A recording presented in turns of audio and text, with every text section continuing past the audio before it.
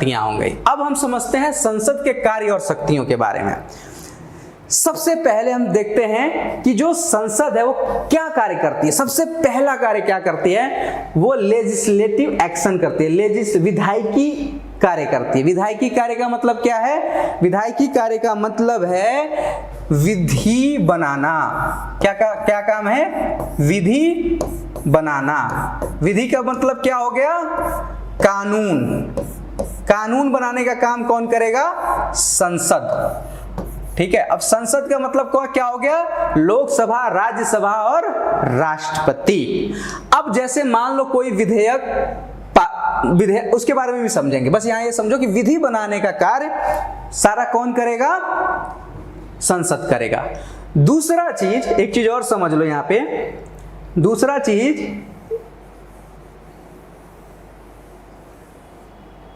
चीज क्या है कि जो हमारा संविधान है बच्चों, जो संविधान है ना, संविधान में क्या किया गया है, पावर का सप्रेशन किया गया है, पावर को विभक्त किया गया है। पावर को विभक्त करने का मतलब क्या है कि वहां पर सूची बनाई गई है कि राज्य किस विषय पर कानून बना सकता है और संघ मतलब केंद्र सरकार किस विषय पर कानून बना सकती है।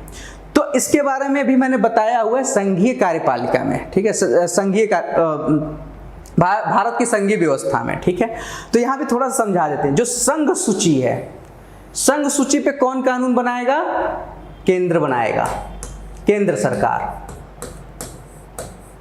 कौन बनाएगा, केंद्र सरकार। राज्य सूची पे कौन बनाएगा, जैसा कि राज्य से पता चल रहा है कि ये राज्य का सब्जेक्ट है, राज्य बनाएगा। समवर्तीय सूची जो है, समवर्तीय मतलब समानवर्ती, मतलब दोनों बना सकते हैं, संघ और राज्य दोनों बनाएंगे। और अवशिष्ट शक्तियों पर किसका अधिकार होगा, इस पे सिर्फ और सिर्फ केंद्र बनाएगा। क्वेश्चन पूछ दिया अगर आपसे कि अवशिष्ट शक्तियों पर कानून बनाने का अधिकार किसको है, तो आप बताएंगे केंद्र सरकार को है। समवर्तीय सूची पर किसको अधिकार है, तो केंद्र और राज्य दोनों को है। और संघ और राज्य का तो आपको पता ही है, नाम से पता चल रहा, ठीक है। तो ये सारी जो ये इसमें जितने विषय हैं, जितनी सूची है, ठीक है, इस सब पर कौन कानून बनाएगा, केंद्र वाले पे केंद्र बना देगा, राज्य वाले पे राज्य बनाएगा। तो ये संसद का काम है, ठीक है। केंद्र वाले पे, समवर्ती सूची पे और अवशिष्ट पे ये संसद कानून बनाएगा। चलिए अब देखते हैं कार्यपालिका संबंधी कार्य क्या करता है भाई। तो एक चीज बताइए, कार्यपालिका कहते किसको है, जो कार्य करता है, जो कार्य को इंप्लीमेंट करता है, मतलब जो ये जो विधि बनेगी, ठीक है, इसको इंप्लीमेंट जो करेगा वही तो कार्यपालिका होगी। अब कार्यपालिका इसी में से बनती है, संसद से ही बनती है। जो संसद से में जो चुन कर आते हैं वही विभाग के जो मंत्री होते हैं, उन्हीं में से जैसे नितिन गडकरी हो गए, जैसे अमित शाह जी हो गए, जैसे निर्मला सीतारमण हो गए, ये सब क्या है, ये लोग कार्यपालिका के अंग हैं, ठीक है। तो कार्यपालिका किससे मिलकर बनी है, संसद से। और ये लोग जितने मंत्रिमंडल हैं, मंत्रिमंडल को कार्यपालिका समझो, जितनी मंत्रिमंडल हैं ये किसके प्रति उत्तरदायी होते हैं, संसद के प्रति उत्तरदायी होते हैं। अगर संसद चाह दे तो इनको खत्म कर सकता है। अगर ये कोई विधेयक ले आते हैं, कोई प्रस्ताव ले आते हैं और संसद उसे पारित नहीं करती है, तो पूरा मंत्रिमंडल को इस्तीफा देना पड़ जाएगा। तो संसद के प्रति कौन उत्तरदायी है, सारी कार्यपालिका संसद के प्रति उत्तरदायी है। दूसरा, जितने अपॉइंटमेंट होते हैं, ठीक है, वो संसद के थ्रू ही होते हैं, क्योंकि ये लोग कार्यपालिका के, जो सरकार है वो संसद का भी तो अंग है ना, ठीक है। तो उसका भी अनुमोदन कौन करेगा, संसद ही करेगा, सरकार ही करेगी।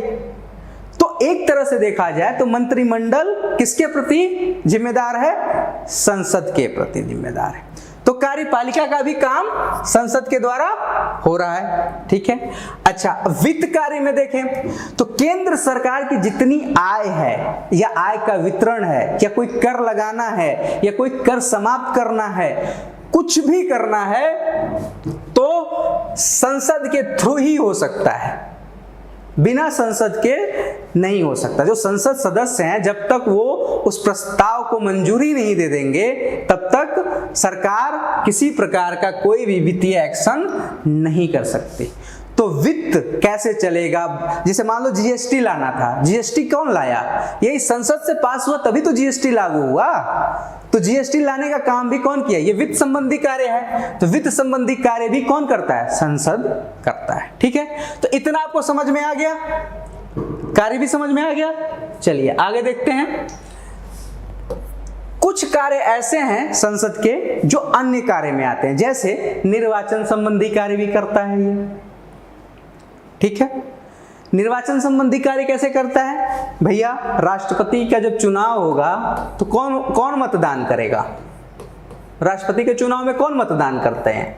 लोकसभा और राज्यसभा के सदस्य करते हैं। ठीक है, उसके बाद उपराष्ट्रपति के चुनाव में कौन मतदान करेगा?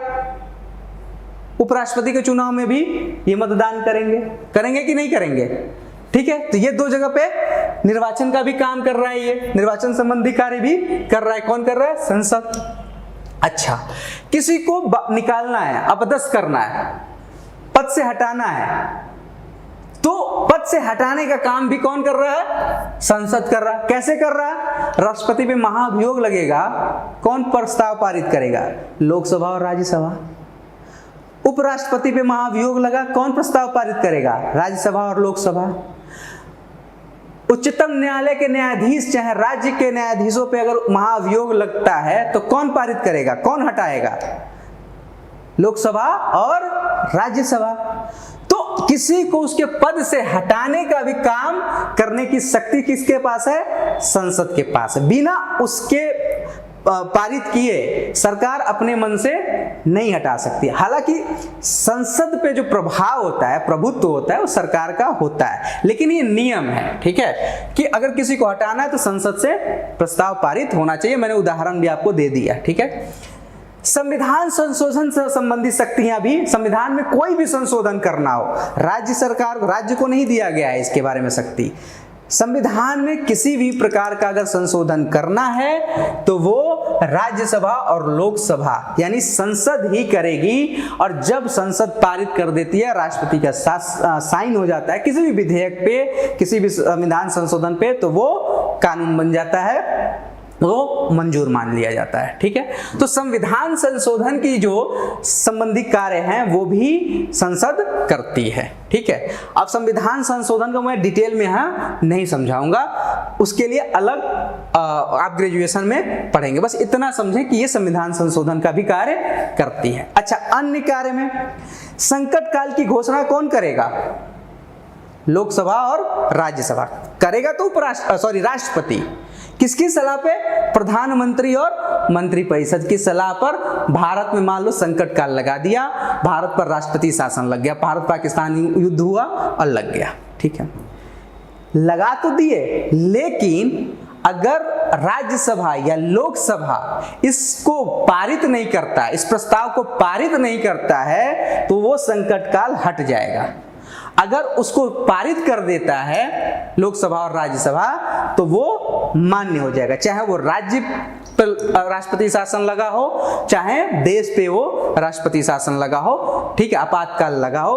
अगर संसद ने अस्वीकार कर दिया उसको, लोकसभा और राज्यसभा ने बहुमत से उसे पारित करने से मना कर दिया, नहीं किया पारित, तो वो चीज नहीं लग सकता। और पारित कर दिया तो संकट काल घोषित हो जाता है। संकट काल की घोषणा में भी लोकसभा राज्यसभा का कितना इंपॉर्टेंस है। ठीक है, विधान परिषद की स्थापना तो समाप्ति। विधान परिषद, राज्यों में अगर कोई विधान परिषद बनाना है तो इसकी स्थापना और समाप्ति का भी कार्य कौन करेगा? संसद करेगा। जैसे उत्तर प्रदेश में विधानसभा भी है, विधान परिषद भी है। अब विधान परिषद को कौन बना सकता है? संसद। संसद बना दिया, और उसको समाप्त करना भी हो तो वो कर सकता है। ठीक है, अगला, राज्य के नाम को बदलने का काम, सीमा में परिवर्तन करने का काम, ठीक है, या नए राज्य के गठन का काम कौन करता है? संसद करता है। जैसे उत्तर प्रदेश था, ठीक है, उत्तर प्रदेश को तोड़कर, मतलब उसको क्या कर विभाजित करके क्या बना दिया गया, उत्तराखंड बना दिया गया। जैसे बिहार को विभाजित करके झारखंड बना दिया गया, समझ रहे हो ना। तो ये काम कौन किया, ये काम संसद करती है। राज्य का नाम बदलने का अगर कोई काम करना है तो राज्य का नाम भी बदल सकता है। कौन बदल सकता है, संसद। तो इस संसद के पास ये सारी शक्तियां हैं, ठीक है, ये सारे उसके कार्य हैं। अगला